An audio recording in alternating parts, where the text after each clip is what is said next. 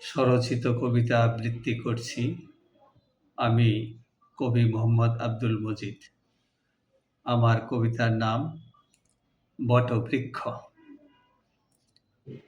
সুশীতল ছায়া ঢাকা নিবৃত পল্লীর কোণে দাঁড়িয়ে বিশাল বটবৃক্ষ ব্যাপৃত ছায়াদানে।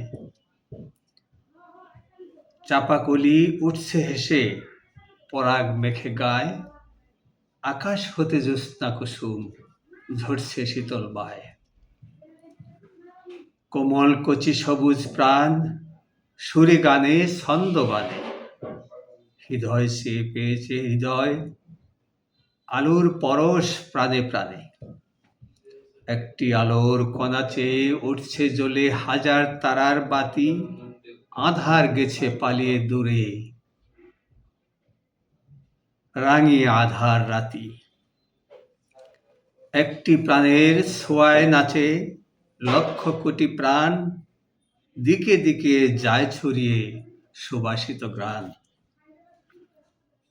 ফুলের গ্রানে আকুল ভ্রমর ব্যাকুল হয়ে দলে, নিত্য ছুটে সুবাস নিতে আপন ভুবন ভুলে।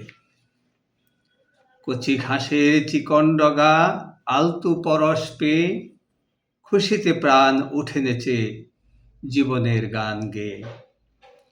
শিশির ধোয়া চরণ তলে মায়াবী আঁচল বিছিয়ে দিয়ে কঠিন প্রাণ করেছ কোমল। ফুলকলি ছুঁয়ে অলি ফিরে আপন নীরে, জাদুর কাঠি বোলায় পরশ ফিরে যেতে ভোরে। সোনা ঝরা আলোর পরশ দেয় যে প্রাণে দোলা, ইচ্ছে করে ঝিলের জলে বাইতে আলোর ভেলা। প্রাণের গভীর কাঁচের ভেতর নিজকে দেখে আয়নায়, নিবে দিলে প্রাণে হৃদয়ে হৃদয় ওঠে চোড়ায়।